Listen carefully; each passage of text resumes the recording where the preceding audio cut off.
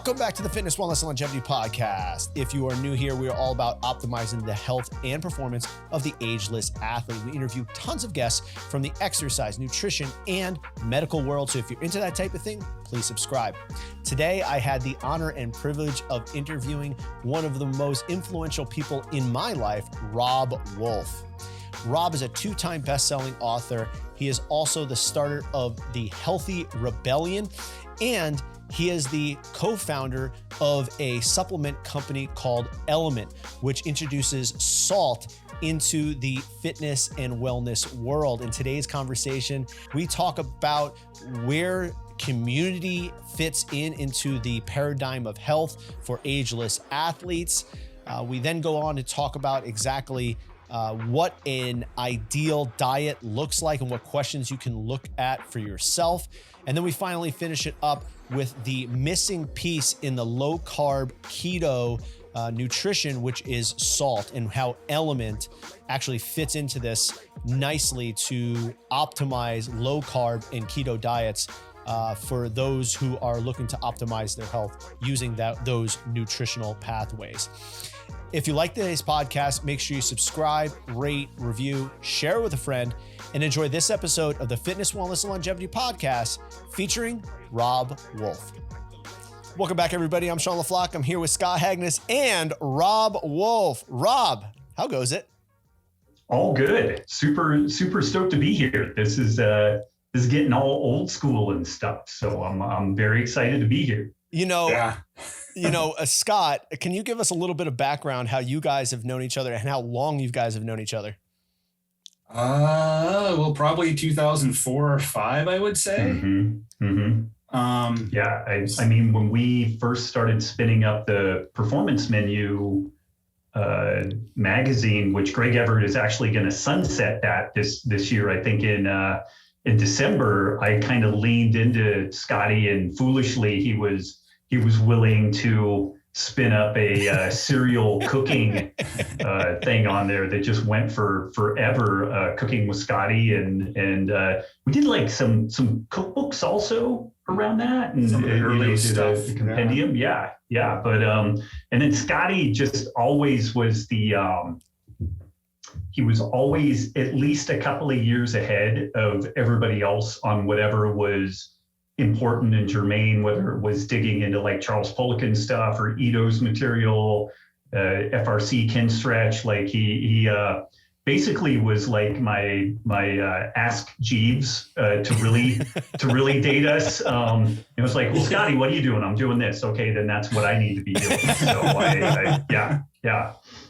Very cool. Very cool. And Scott, how was that working with Robb, especially on the Performance Menu? Did you guys know like the impact that was having? Because I know for me, that was one of the biggest introductions that I had to like beyond the world of CrossFit dogma.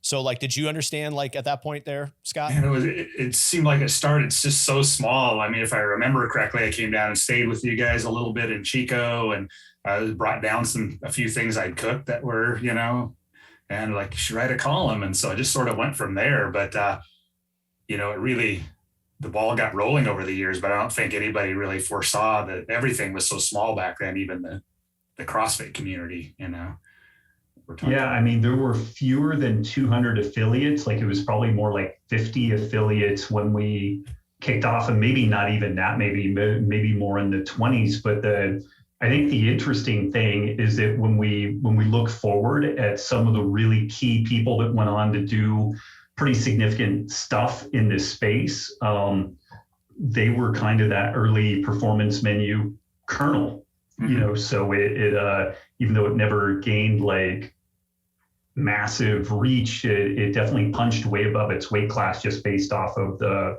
people who ended up themselves going on to really influence things. And I mean, like, I would go so far as to say like intermittent fasting wouldn't really be the thing that it is had we not had the Performance Menu and did the articles and all the tinkering and discussions on that. And maybe that would be better for the world now. I've oftentimes mentioned that I released my article in 2005 on it initially, and by 2006 I like deeply regretted releasing it to the CrossFit scene. I was like, oh God, abandoned ship, like these knuckleheads are so type A that, they're taking something that this good hormetic stress, and then they're layering it on 6 days a week of training and eating 5 grams of carbs a month. And, it was kind of disastrous. But what's so interesting is we kind of ran through like 3 or 4 evolutionary cycles that we see in the bigger like health and social media space, like low carb, keto, intermittent fasting. Like we really cycled through a bunch of stuff such that I remember John Welborn the other day, he's like, there was somebody getting all spun up about time restricted eating and everything. He's like, weren't you guys talking about this in like 2005? So yeah. I look back at it as a little bit of a time capsule of all these things we see nowadays, but like we spun through all that, back in the early 2000s on a shorter scale.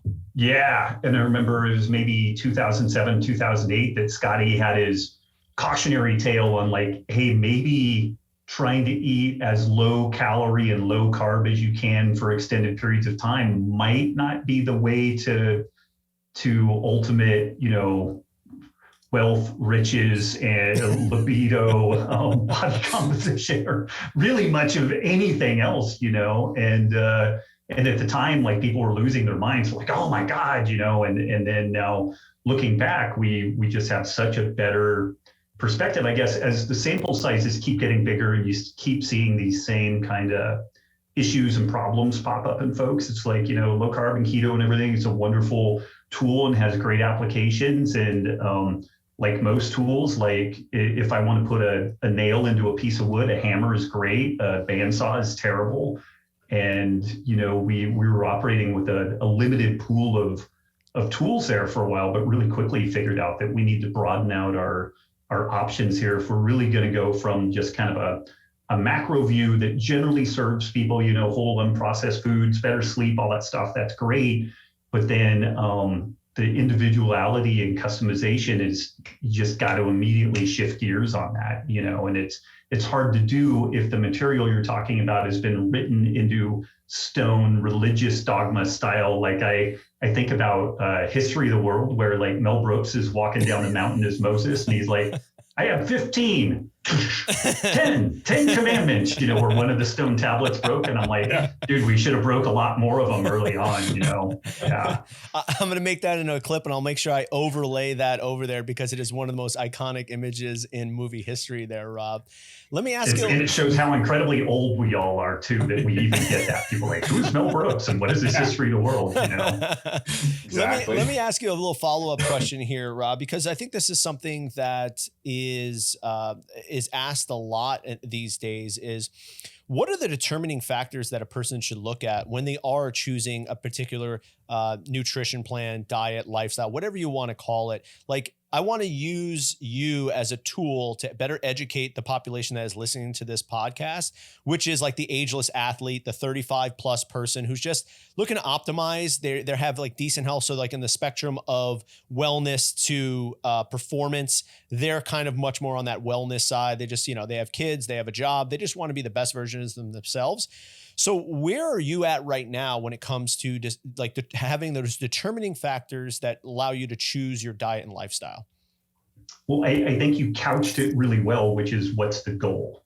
Because folks will say, should I do intermittent fasting? Should I do this? Should I do that? And I was in a standard gym yesterday and a gal asked me, hey, what do you think about this movement? And I was like, well, what are you trying to do? And she was like, I don't really know what I'm doing. I just felt like it was kind of good for me. And and I'm Can like, you choose that for me? Yeah. And she was like, that's actually a really great insight, and so I don't think people spend enough time delineating what is it that you want to do. And if we can figure out what a goal is, and then we know where you are relative to that goal, then we should in some reasonable fashion be able to engineer, kind of a process to get to that spot. And then from there, I think we're really talking about finding some sort of sustainable, nutrient-dense approach to nutrition as we throw kids and the obligations of family and work and everything into the mix, and then just getting older, circadian biology and sleep, I think, become ever more important. Like I'll turn 50 in January, and as long as my sleep is good, I feel like I'm hanging in there and doing pretty well. And I get 2 or 3 days strung together of shitty sleep, and I'm like, I'm going to die, and it's probably going to be tomorrow, you know? Yep. And then Scotty was so early on this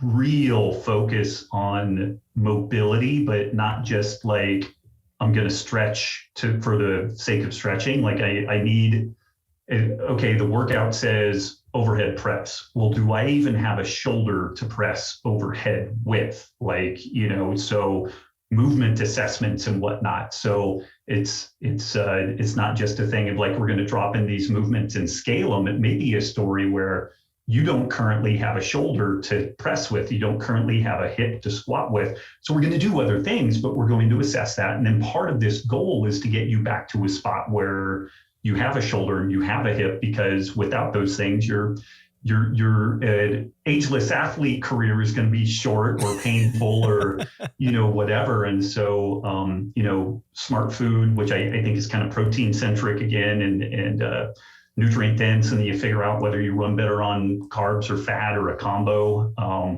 The circadian biology, the movement part of preparing to do the training, you know, the strength work, the speed work, you know, explosiveness and all that. Again, if you just as myself, I had a pretty severe back injury 15 years ago, writing a couple of books, doing all the computer work and everything that I've done. It's been hell on my back and hips. You know, it's like the worst thing I could have ever done. Like literally digging post holes or something would have been a better career move for dealing with this back injury versus being an online blogger geek guy. So I have to figure out, what do I do to like unwind all that and you know, keep that moving forward. So I don't know if I'd like concisely answer that, but those are the, you know, movement. Oh gosh. And then community. Community is another thing. I forget that a lot. It's interesting, as we get older, oftentimes the opportunities for meeting people start diminishing. Like this is when kids are younger, it's both cool and anxiety provoking, where like you see some kids, the kids have parents, the kids seem to get along. Maybe you get along with the parents. It's like, oh, we have new friends, you know, because those are the only people seemingly that we meet at this point. I'm in an age now where, you know, some of my friends are starting to die from different stuff. Like once, I don't really go on social media much, but when I do, it seems like literally every single time it's like, oh, 3 months ago, this person from high school died and stuff like that. So trying to figure out how to maintain and expand that community thing. I think about my parents in the last 20, 25 years of their life. They had like shit for community, and they did nothing to expand it and foster it. And that's part of the reason why I'm really hanging in with jujitsu, both for myself, but the whole family, because of that community element. We just had a back takes seminar that was followed up by a grilled smoked steak dinner that you know, it tied everything together, and it was awesome. We had music, there was a little dancing, like there was amazing food, and it was some people that I knew pretty well and a bunch of people that I didn't really know all that well. And like, it was just such a highlight of my life at this point. And so, you know, the nutrition, circadian biology, movement and training, but then also this community piece, I think just gets lost in the shuffle, and it's really easy to do with the demands of everything that we do.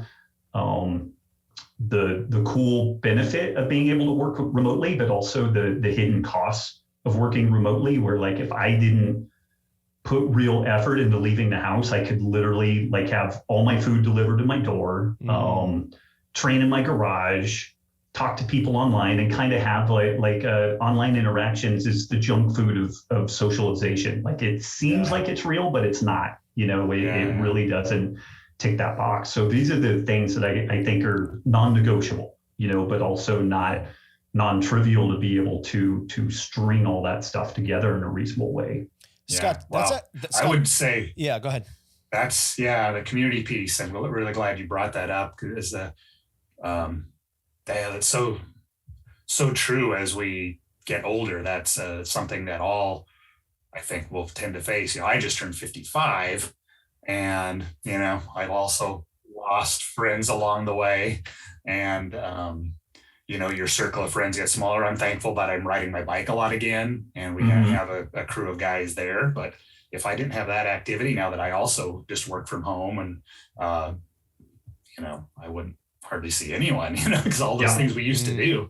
So having a gym or a sport, like jujitsu or bike or whatever it is, I think just can't be understated. Yeah. Yeah. It actually harkens to some of the like the Victor Longo, Sachin Panda stuff about like blue zones, you know what I mean? In terms of like what those blue zones are actually like the pillars of health when it comes to it. And you look at all those places where you have tons of centenarians, and you look at like, oh, they have this pillar of community. So how can someone take some reasonable action steps, Rob, in your mind, to like actually start creating those elements of community? Get off social media, maybe check in on the fact that the world is burning down and everything's going to hell in a handbag. Like once a week, you can be like, okay, yep, everything still sucks. Check, I got it. It's just like, it's such a, it sucks in a way, because before we started rolling, we talked about like the performance menu, or maybe we did talk about it when we were rolling, but like those early days in the forum, like I learned so much and like had great interactions with people. And Nikki and I were talking about if we could just wave a magic wand and make everything go back to like forum level interaction on the interwebs, like I think we would avert this brink of like civil war and dystopic future world and everything. But people talk about time constraints and everybody's busy, but when I took all social media off my phone became a really incredibly uninteresting thing. Like I would check the weather just because I had the habit of like picking the thing up and looking at it, Yeah. And now I pick up my phone like twice a day. I do it maybe midday and then in the afternoon, and that's it. Like it's an entirely uninteresting thing now. But then what I noticed with that was like there was all this other time that was available to either do some other work or like, hang out with my kids, or I finally carved out additional time for going to jujitsu. But I do think that if there's a laudable characteristic to things like CrossFit, or, there's not very many Edo inspired gyms in the world yet, but some of these more, broad movement-based gyms, some MoveNat stuff, things like that are cool, because you get some community, you get the movement, you can kind of tick multiple boxes at one time. So our whole family does jujitsu, so we all get some socialization around that. But by God, I found that the standard old Globo gym, where it's got like a kid's swim class, and then I can go work out, I'm like, oh, I get to do two things at once. And now I've got my little crew of the old dudes down there that were down there Tuesday or Mondays and Wednesdays. And we, hey, how you doing? And we'll shoot the shit and get a little workout in. And it's the same hour and 10 minutes that the kids are getting some swim time. So I think figuring out ways where you can multitask effectively. So the kids are getting some training, the kids are getting some socialization, they're improving their skills in swimming, which are one of those things that I think are just kind of non-negotiable. Again, like kids really need to be super adept in the water. It's just one of those, life-saving things, and it's very good for them. But then I'm able to get a workout in and see some folks that I'm getting to know at the gym. So freeing up time via ditching social media and then finding something where you get a workout and some community is a nice way. And like Scotty, again, like if somebody has some skills on a bike, whether it's just pedaling it for distance, but you join a riding club or something like that, like then that way we're ticking more of these boxes. And this is where at this point, like going out in my garage alone, even if I'm listening to a podcast or something, I'm like, dude, this sucks. Like it really, really sucks. I'll do it sometimes, or like if it's a really nice day and I roll out the doors and I'm the kids are out there doing some stuff too, then it's kind of one thing. But if I'm just alone out there doing it, it's like, I don't want to do this. So I think that those, thinking about where can you free up some time that's maybe getting lost, and then what can you plug into, whether Nikki and I started a dance class too. We do awesome. Like one day a month, and then we practice it at home. But like it's awesome skills, and we're meeting some other people, and we're learning something new, and it's dude, we do one day of that, and it's like our whole life is elevated for a couple of weeks after that. And then you're really looking forward to the next session. And so it's not a super onerous commitment, particularly because we are able to practice together a little bit at home. But I think those are some, whatever seems interesting, or even if you don't know that it's interesting, like try some of these things, but physical movement plus some community interface so that, you tick at least multiple boxes. And if you have kids, try to figure out a scenario where they're doing something while you can do something separate at the same time. I think that's awesome. So Scott, you had something you want to bring up to Robb, because obviously you guys have known each other for quite some time. What do you got from Mr. Robb? Oh, I was, we would be piggybacking around to something we hit on a little bit earlier, we have the 15 commandments, and, 5 of them got dropped, but maybe we actually wish another 5 got dropped and we came out with 5. Hashing around some of those things we did in the early years that maybe either didn't stand the test of time, but also a few that, there's some things we certainly had right and have borne the test of time. I thought hashing a few of those out. Man, before I forget, I wanted to share this blast from the past. Do you remember this shirt? I do. Yes. Yeah. Hopefully it comes through. Yep, it is. Yeah. For the listeners that can't see, it is a cup of coffee that's got some muscles and a pretty wimpy looking slice of bread over here. And the coffee mug is beating up the slice of bread. That is the caffeine is life, gluten is death shirt. Yes. Yeah. I think I've still got 1 or 2 of those. I've got a big bag of CrossFit shirts that I don't know what I'm going to do with them. Robb, why do you still have those? Part of me was thinking that there would be an even more spectacular flame out with CrossFit than what happened. And it would be like this kind of Ruby Ridge thing. And like, there would be some sort of like weird, it was like owning a piece of like Charles Manson's, wardrobe or something. And didn't flame out that hard, but yeah, it was, and there's a lot of history. You're like, oh, I got this shirt at this seminar, and all this stuff. So, one thing I definitely got wrong early on was the need for just low-level cardio, like the avoidance of intensity for intensity's sake. And something I didn't appreciate is that for most of my early life, I had this background of doing some Thai boxing and some wrestling and some capoeira, and like there was just this base level of fitness from this low intensity kind of cardio type stuff that allowed me or provided the platform to be able to do these other things.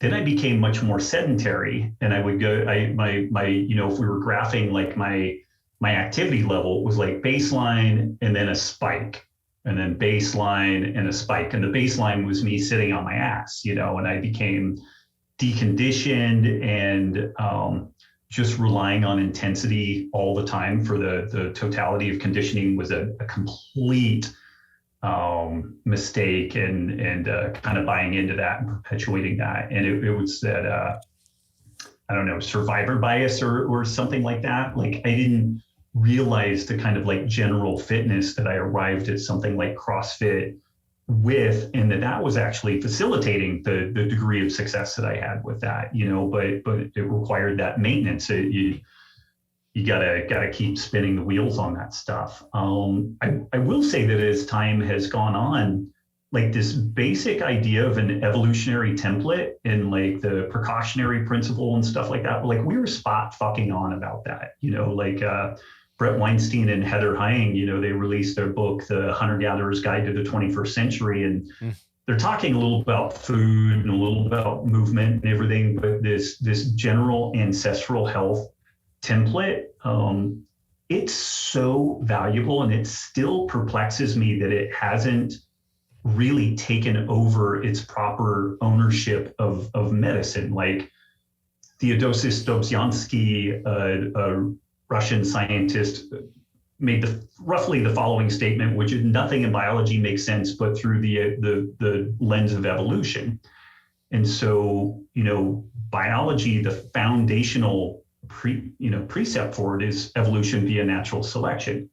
And medicine is basically applied biology, applied physiology. So every question should really be in medicine should be couched from like a evolutionary perspective first. Like, what are the evolutionary implications of this? And you're still looked at as a little bit of a crazy person asking these questions. And I'm a big free market person. Like I really like markets and freedom and all that stuff. But I will say that most of what is involved in the evolutionary template is not super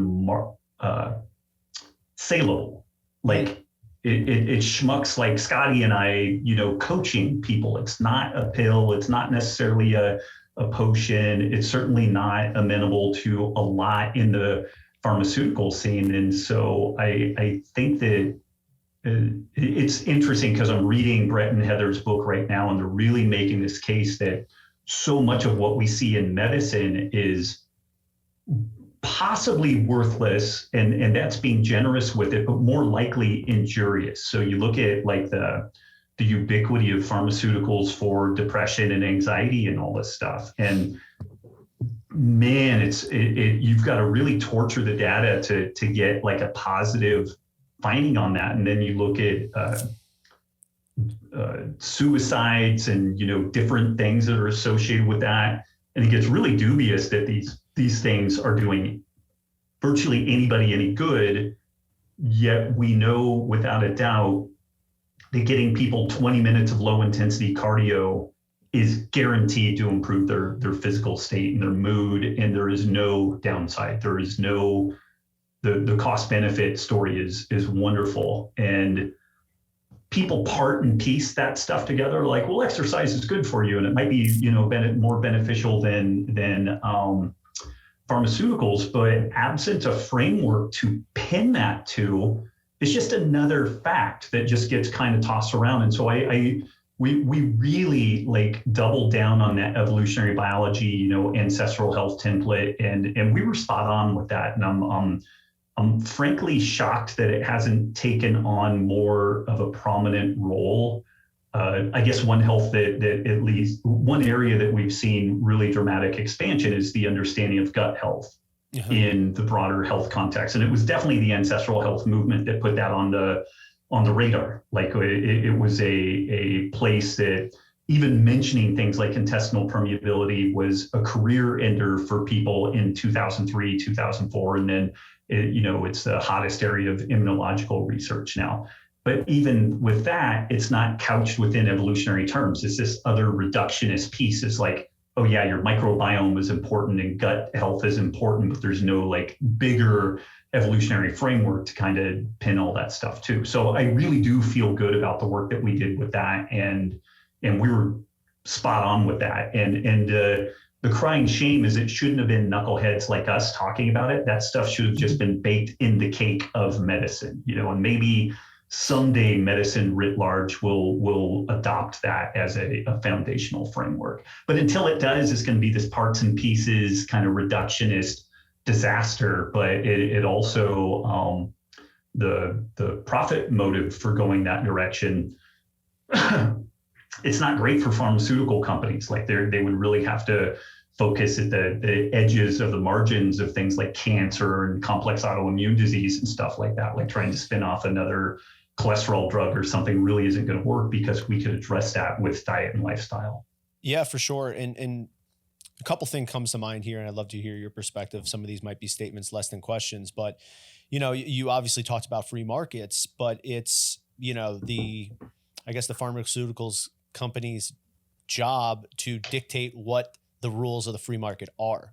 So there is no market without rules, and whoever's got the biggest pocketbook can make the rules. So has to be, one of my mentors says, capitalism has to be put on a bed of empathy.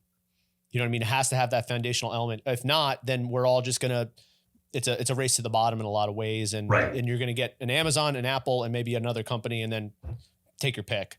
So, what's your perspective there? No, it's spot on. And again, stealing something from Brett Weinstein is, he makes the case that markets sort things out better than anything else. Like any type of centralized control doesn't sort a process out, but they don't tell us what we want to value. Like what is it that we want to value? Wow. But even that stuff gets a little complex. Like over my shoulder, I've got my Sacred Cow poster for the book, and that is looking at the health, environmental, and ethical considerations of meat-inclusive food system. And right now, there's a lot of discussion around, the notion that ruminant animals are this major contributor to climate change. And it's stated as fact, and like you get into all kinds of trouble trying to push back on that notion. And that's a really complex thing to unearth. But let's go to a more simple system. One of my daughters noticed, like when we have Taco Tuesday, we do La Victoria taco sauces, some of the stuff that we get, and occasionally we end up with a plastic bottle, and occasionally we end up with a glass bottle. And my girls were like, well, plastics aren't that great, right? I'm like, well, there's trade-offs on this. So plastic is so much lighter than glass. You end up using less total energy, creating the plastic, shipping the product around, and all that type of stuff. But then glass is generally really recyclable, and at a minimum is this somewhat benign artifact that 10,000 years from now, if humanity is still here, maybe somebody's digging up a garbage dump and they find the glass. But plastic is kind of gnarly. It can get broken down into these small microbeads, and they end up in the ocean, and that can disrupt like plankton and all this stuff. But if the goal is profits, and the goal also is reduced total carbon footprint, then using plastics as a packaging wins. And this makes people crazy. Yep. But this is a reality. There's physics that underline this stuff. So the laws of thermodynamics don't care about what your values are. No, they really don't. And this is a tough pill for people to swallow. So we could say, as a society, we value a less plastic intensive experience, and we're willing to deal with the additional carbon footprint of shipping things around the planet in glass. But we need to have a really good discussion around that stuff. And I think that is something that is hard, but what we've pushed for so far is kind of like financial optimization, and also in this kind of like bum rush to try to address different elements of climate change. We want to reduce carbon footprint at all costs. Okay, maybe that's a good idea, but ironically, what that leads into is much more plastic use, because manufacturing with plastic is so efficient. The canvas bag that folks use to go shopping with, you have to use it 20,000 times to be as efficient as the single-use throwaway plastic bag. Yeah. And that just blows people's minds. But we've gotten so fucking good at using plastics that now if you don't want all those plastic bags around, okay, then you need to make an allowance for more total energy to be used in making things like canvas bags and different things like that, because they're not as efficient. So, and man, like articulating nuance like that is tough in the modern environment. And even you throw in the layer of like censorship around, well, that's fake, that's a untrue fact, or whatever the terminology is. You can't even start unpacking that. And I'll shut up in a minute, but on the health side of this, just recently, the position on people taking a baby aspirin per day to minimize cardiovascular disease risk, they've completely walked that back. And 40 years ago, I want to say 35 years ago, they just started saying, hey, maybe a baby aspirin a day would be beneficial, because in some stroke and heart attack events, they would give an aspirin because it would help break up clots, and there was this benefit, and it definitely acts in that clotting cascade. Clots are a part of certain types of heart attack and stroke. There was some initial research that kind of painted it in a favorable light, and now 20 years, 30 years, millions of people, billions of doses, it doesn't look like it's a win. And so we thought we knew what the story was. We didn't. And if we ossify this process and say, well, this is what is accepted, then you can't even start asking the question, and so this is the very dangerous point that we're at. So if we want to start putting markets into a situation where they can work for us, we at least have to have a complex discussion on the front end and be willing to adapt and modify as we go forward.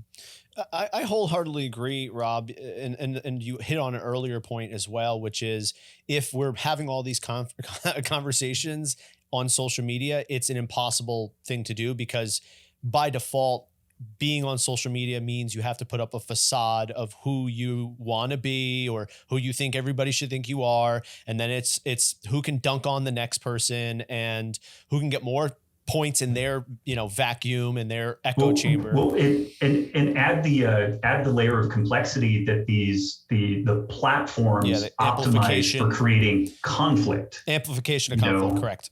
Yeah. And so then it's kind of like, really, do you want to invest anything in these platforms? Like it's really, yeah. For sure. And again, hearkening back to one of my, Scott Galloway, who's a mentor of mine, he's been railing against Facebook, Google, Apple for over a decade. And in the beginning, similar to what you're speaking of here, they all called him crazy. Like these companies are great. They're great for people, yada, yada. 10 years later, we're finally getting to the point where Congress is like, yeah, maybe not the best thing for social discourse if we have amplification of, fear and misinformation. But going back to the point about the aspirin as well is I think the nuance in that specific example also is when we start looking at everything as a whole, because like when you look at metadata, especially, the treatment for specifically myocardial infarctions and stroke has improved over the years. The idea that like there's certain interventions now that baby aspirin, the trade-off is now worse than, the detriment is worse than the actual treatment for it. It's like, okay, so now this is esoteric. So I completely understand the point there, which is valid, but there's also maybe, and I know no one wants to think this, but it's always trending better. Right. We're living in the best time in humanity's history, but a lot of people just don't want to accept that because what they feel inside of them is something's wrong and I've got to find out what it is. You know what I mean? Right. Which shows how good we have it because you're not struggling to simply survive. Yeah. But also speaking to the point that you just had there, Rob, is evolutionarily, we're looking out for the lion or the tribe that's coming in to invade.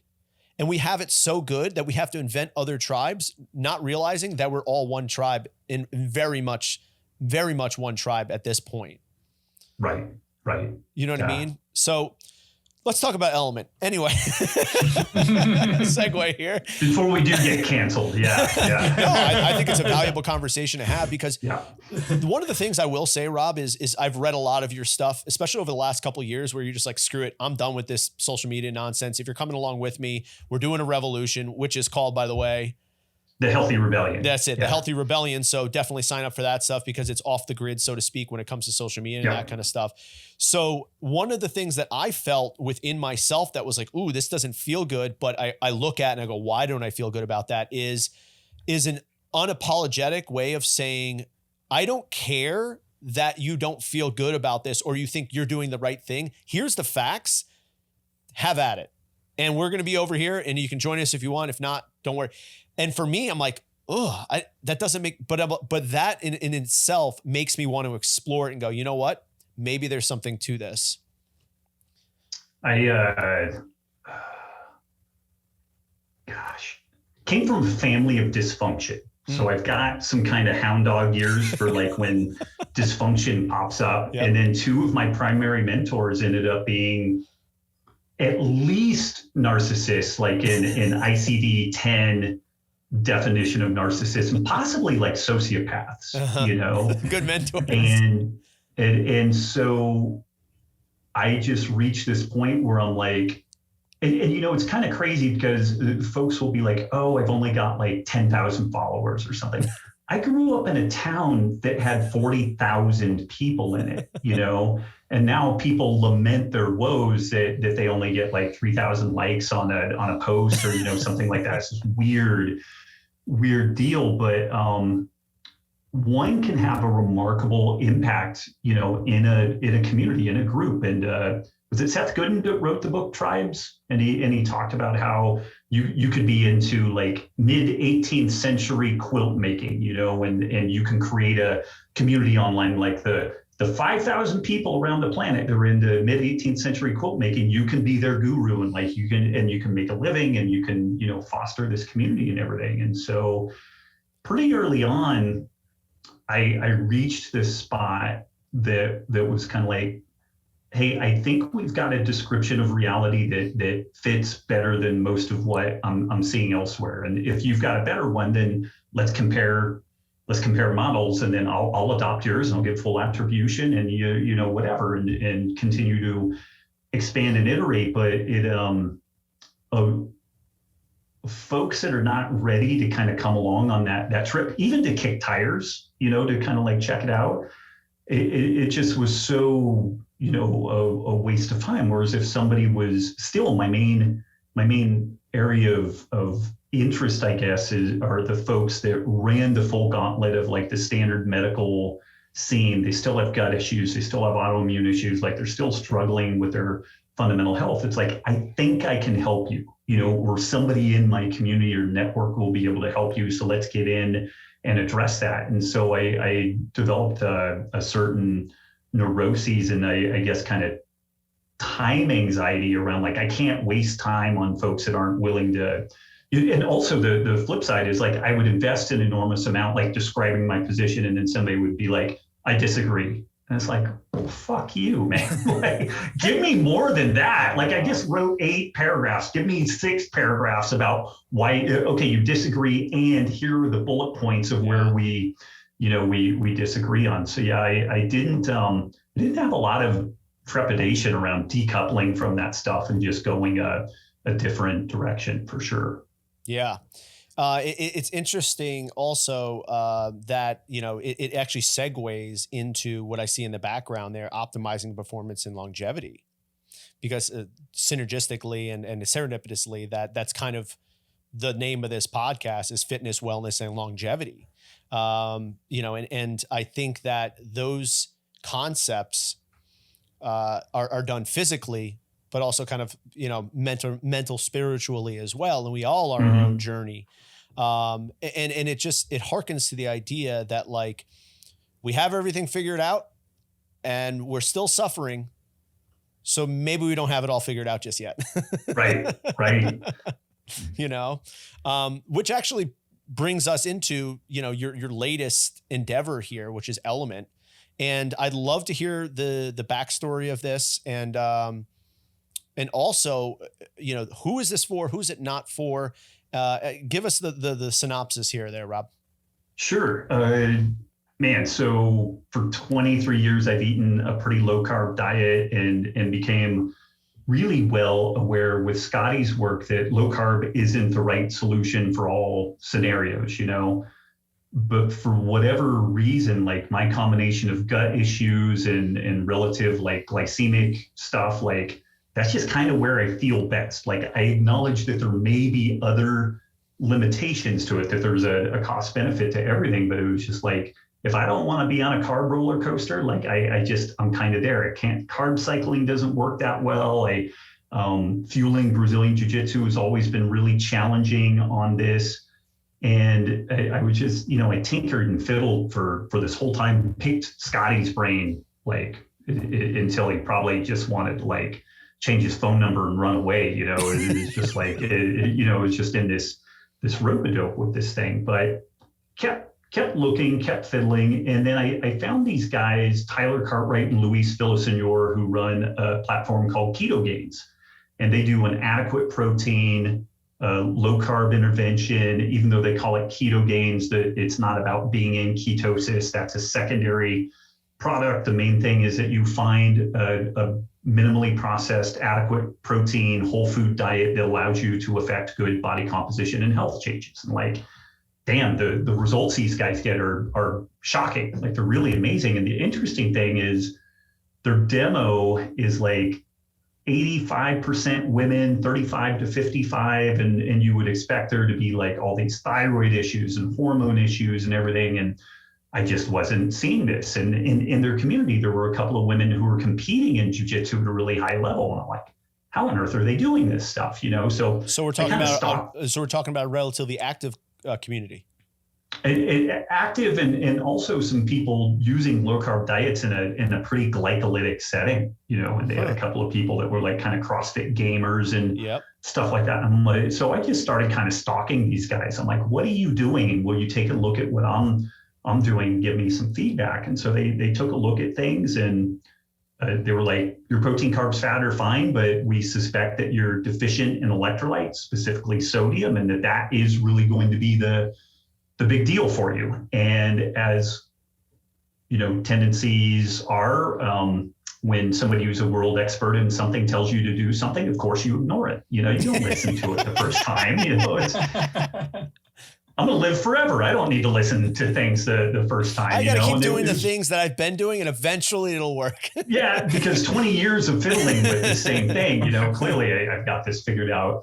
And it was about a year of me still whining and moaning. And like, no, man, really, like, weigh and measure your food and keep track of all the electrolyte inputs, the sodium, potassium. So things like chronometer are great for this, and they wanted me at a minimum of like 5 grams of sodium per day. And I was getting less than 2. Can I pause you there, Rob?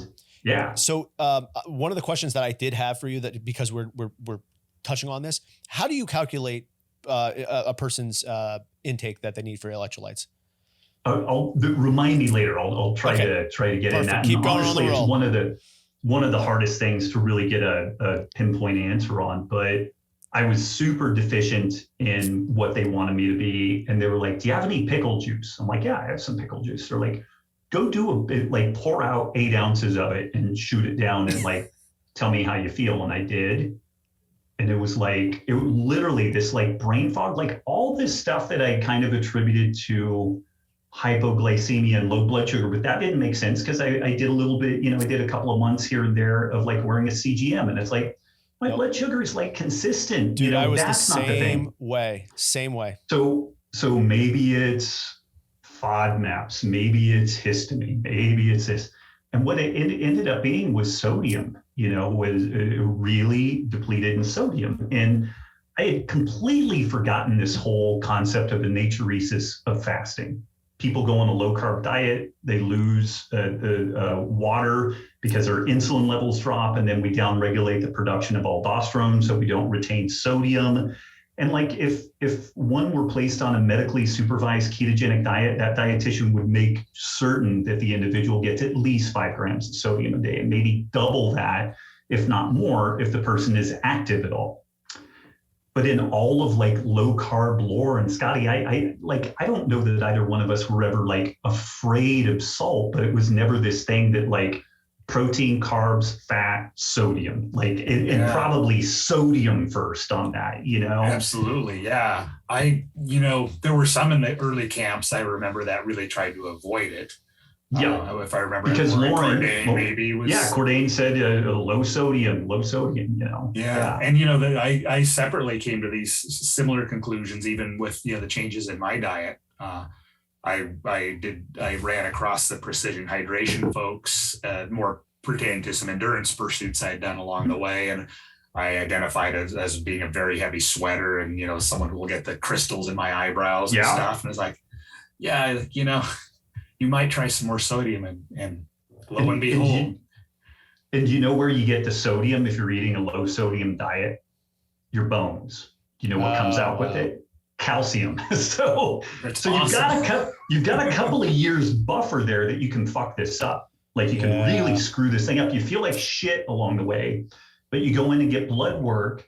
It's like, your sodium's okay. It's within normal bounds, but it's because it's just wicking it out of your bones. It's pulling calcium out of your bones at the same time. And I just will point though, once again, Scott was ahead of the curve on the sodium thing, because he's literally been telling me for years. He's like, I literally drink like a gram of salt with like a little bit of fruit juice before I go to bed. I'm like, what the hell are you talking about, Scott? And this was like 5, 6, 7 years ago.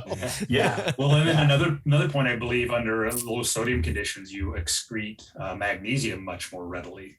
Yes. And this is one of these ironic things. People are like, you need more magnesium, but if you don't have adequate sodium, you won't retain the magnesium. Yes. And if you don't have the magnesium, then you don't facilitate vitamin D, and it's super self-serving for the dude that's like, hey, come buy my salt, to say, come buy my salt. But the physiology is pretty crystal clear on this stuff. If you get adequate sodium, everything else kind of sorts itself out. The kidneys do a great job of retaining the proper amount of potassium and magnesium, calcium. And if you don't get adequate sodium, it's just this struggle to be able to deal with that. And usually what folks equate hydration being is just adding water. But if you're already hyponatremic, low sodium, you throw water on top of that, then you've further diluted things. This is where people can die from this. And every marathon, every triathlon, people get hospitalized and occasionally even die from a hyponatremic deal. And so, this was really the genesis for this stuff. It was Tyler and Weiss had known about this for 6-7 years also, and then I was like, oh my God, sodium's important. They're like, yeah, you're an idiot. And we know this. And but that being said though, Rob, this is for lower carb, keto populations. So if you're eating a Western diet though, with tons of processed foods, are you getting adequate amounts of salt?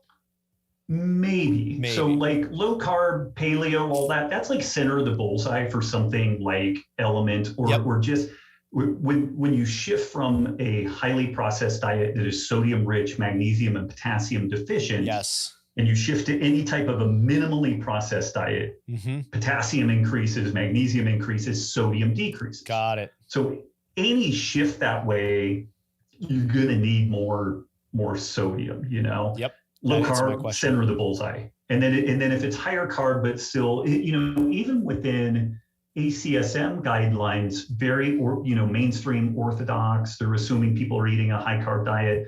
Their recommendations for an athlete at high work output, potentially heat or humidity, is 7 to 10 grams of sodium per day. Oh, no kidding. So yeah. And then if you have a lower carb intake, then it's probably more. And, like Scotty, you asked a question around like dosing, and this is honestly the hardest question to answer. Small female, large male. Females are more efficient sweaters than males are. That tends to be more diffuse and actually better at thermoregulation. Males, the sweat just kind of pours off.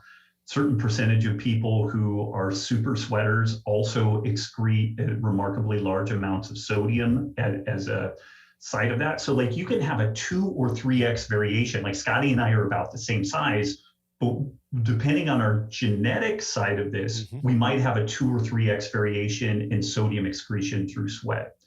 Depending on what we're doing physical activity wise, we may have a 3 to 5x difference.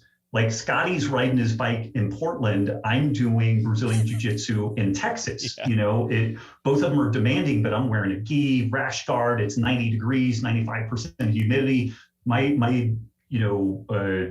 might not even be a super sweater, but I put myself in a physical condition because the heat and humidity is so profound that my demands are even more than Scotty's are at that point. So this is where we use a bracketing thing. So we understand that all-cause mortality seems to be lowest at about 5 grams of sodium intake per day. And this is for a general population. So this seems a safe ground floor. And again, this is assuming all sources, olives, salami, like eating sodium-rich sources of food and potentially using supplemental sources. And then you get up to maybe 7 to 10 grams at a higher end, although I've seen small females at 15 grams of sodium per day that are like hiking, rucking, things like that. And so it might even be more than that for larger males, but 15 grams per day is about the highest I've ever seen anyone need under, virtually any circumstance. But again, it's a bracket. It's very difficult to give a precise recommendation because it's like, what are you doing today versus yesterday? Heat, humidity, physical activity, all that type of stuff. So then we just usually cue people on, do you have lethargy, fatigue, brain fog? If you're cramping, then you're already so far down the road. Like it's crazy. Like you're really electrolyte deficient, sodium depleted at that point. Like cramping is the house is on fire type problems. But I would say so much of what people attribute to being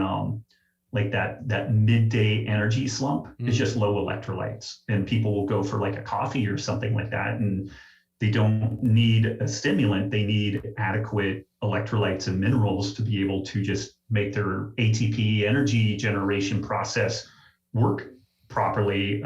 This maybe gets out in the weeds a little bit, but the two most tightly regulated physiological processes are pH and electrolytes. Yep.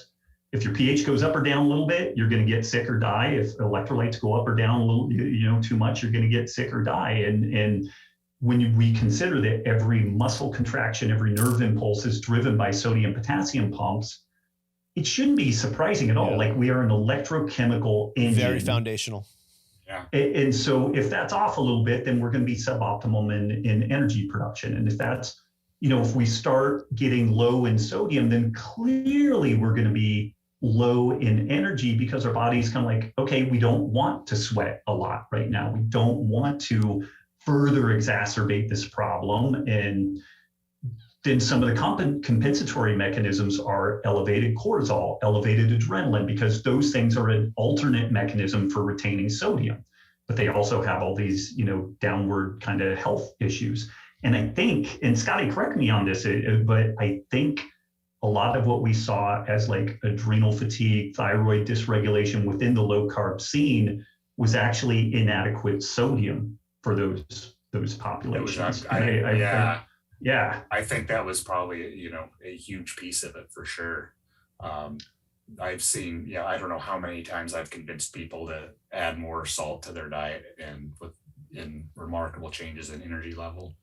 And kind of across the board. One thing that just popped into my mind, if you have an individual that has a real difficult time sweating, even under intense exercise, would you assume that's probably a yes. low electrolyte scenario as well, right? Yeah, which is one of these classic like low carb things where the person's like, I just don't sweat anymore, and their mouth is dry and they just feel kind of weird. They're like in this chronic state of electrolyte depletion, and they're probably kind of flipped a cortisol axis, high in the evening, low in the morning, maybe some down-regulated thyroid. Like, their body is just trying to be like, don't do anything because you're going to die, and ironically, like, salt, so many of these situations ends up addressing this problem. I know we're shorter in time here, Rob, but before we go, Scott has been sipping on his LMNT. Scott, what do you think of LMNT? Oh, it's awesome. Yeah, I love I haven't tried all the potential flavors yet. I'm rocking some of the orange salt, which I love a good orange. So yeah. And I will say from myself here, Rob, I first heard about this from Andy Galpin. His work, he had a huge thing on YouTube about proper electrolyte and hydration and the whole thing. And like, he uses it with all of his professional athletes. And I was like, balls deep into UFC. And I'm like, oh, if he's using it, and, and I look, obviously Mackenzie Dern's on that, and she had a unbelievable body composition transformation and like as a resurgence kind of in her career, especially after having a kid. But, I was like, all right, let me learn more about this. And obviously, you and your team were gracious enough to share your time with this population here. But for me personally, this is a game changer, 100% game changer. It allows me to do some intermittent fasting in the first part of the day and to kind of fill in maybe a gap also. I think low blood volume is also a contributing factor that when we are fasting, obviously we're utilizing a lot of like the glucose in the blood and et cetera, and just blood volume starts to decrease. And, adding in the salt, it's like within 5 minutes, that brain fog is gone. So the intermittent fasters in the world, again, like you said before, you're also not doing, 2 hours of high intensity training every day. Like I get my 30 minutes every other day kind of thing, but it is a game freaking changer. And if you think you don't need salt, weigh yourself before and after your workout, and then factor in how much salt there is probably in that sweat. I did a 40 minute, I'm from South Florida here, Rob. So I lost 2.5 pounds in 40 minutes in a workout. So that's roughly 36 to 38 ounces of fluid. And if you do the calculations, and you think that in probably about 32 ounces of fluid, that's at least a gram, probably, right? Probably more like 2.5. Exactly. So just think about that. Yeah. So I wouldn't have done anything to adjust my electrolytes after that workout. I'm automatically behind the 8 ball. There's no way I'm going to recover that amount of salt after doing that workout. So especially if you're in warm climates or it's the summer and you're not supplementing salt, there's no way you're optimizing your performance. There's just no way. Yeah, we've been able to kind of peek behind the curtain of like some NHL teams, which have done some really cool quantification around this. And these are bigger dudes, you know, they're 200, 210 pounds. They're not giant, but they're big athletic guys. In a hard practice or game scenario, they'll lose 10 pounds of water and upwards of 10 grams of sodium. And it's, you know, they will pre-hydrate, like they'll do some before. If you can really time this thing nicely, you do kind of a salt water bolus, and then you start exercising, it down-regulates antidiuretic hormones. So you get an increase in blood volume transiently, you know, and then you can use that for sweat and that actually benefit, and you don't have to pee immediately. But like that was a shocking amount of sodium for those people to replace. And the more obvious stuff is definitely like the heat and humidity scene, but something that gets missed a lot is altitude and cold environments. When people are in colder environments, their thirst mechanisms decrease. So it becomes even more difficult to kind of stay properly hydrated, probably an evolutionary adaptation. Yeah. And so that's another area that people oftentimes kind of miss. And when you have something that tastes pretty good, like an LMNT or something like that, I really like pickle juice too. You know, it's something that you will sip on and actually be proactive about. Whereas, you know, otherwise it's just kind of hard to stay ahead of that. But again, to your point, and, you know, if we're following standard medical guidelines, we're only supposed to be getting 2 or fewer grams of sodium per day. And for a hard charging athlete, like they're going to be in a disastrous state. Like they're just going to be a hot mess. There is the information out within exercise science that, you know, that ACSM guideline of like 7 to 10 grams, you know, for hard charging people. But it's, you got to really poke around, find a good coach, somebody well-informed, because there's so much anxiety around sodium intake as it relates to processed food diets and hypertension and all that type of stuff, that it's hard to decouple that story from the bigger picture of just, you know, sodium is kind of like the linchpin electrolyte that makes everything else kind of work out. Awesome. So Robb, if people listening to this podcast want to learn more about LMNT and potentially, you know, pick some up for themselves, what's the best approach that they can take? DrinkElement.com is the main website, and we have a downloadable guide so you can make your own if you want to. You go, if you just search LMNT and homebrew, then you will find a 19-page PDF with all these different homebrew techniques. And this is actually how the company started. We I saw the pictures. Made this stuff called Keto Aid with, you know, a freemium deal. And 6 months after we released this thing, we had 500,000 downloads on it, and all this great feedback. People like, oh my God, I feel way better. My workouts are better and everything. So, and also part of this guide is really educating people about sodium-rich foods that they should be including in the diet. 10 olives is a gram of sodium. A large pickle is a gram of sodium, you know, and so sardines, salami. So we really try to get people to get as much of their electrolyte needs addressed via whole foods first, and then use stuff like LMNT or your homebrew to literally supplement the gaps. The goal is not to have people just drinking this stuff all day. If you need to, that's fine. Like we had some wildland firefighters in like the Idaho area that were doing 15 packets a day back during the summer, and they're like, there's no way I could have made it through this thing. Like usually they end up literally flaming out partway through the season with heat exhaustion, and they were able to keep in there. But that's a really unique scenario. You know, most people aren't going to be subjected to the workload, the heat, the humidity, and all that type of stuff. So we really try to focus on sodium-rich foods, whole food-based diet, proper circadian biology, et cetera, and then use this stuff to just kind of fill the gaps. Awesome. Scott, is there anything that you want to leave us with today, man? It's been a while since you guys got to catch up. Yeah, it's been too long.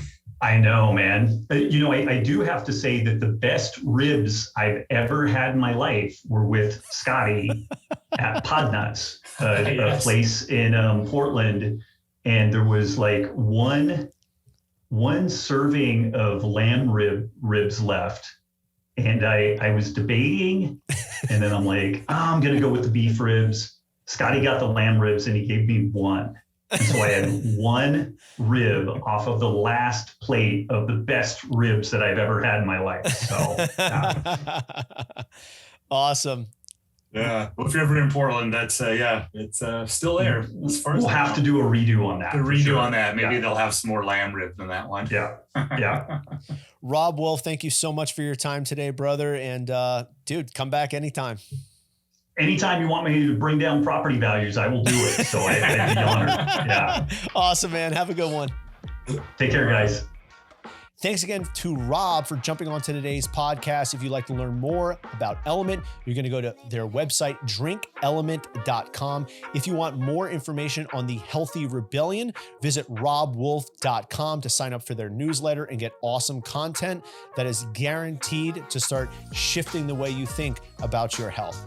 Thank you so much for listening to today's podcast. And if you like what you heard, make sure you go online, give us a 5-star review. It helps grow the podcast more than you know, and it's free to you. We'll see you next time with a brand new episode of the Fitness, Wellness, and Longevity Podcast.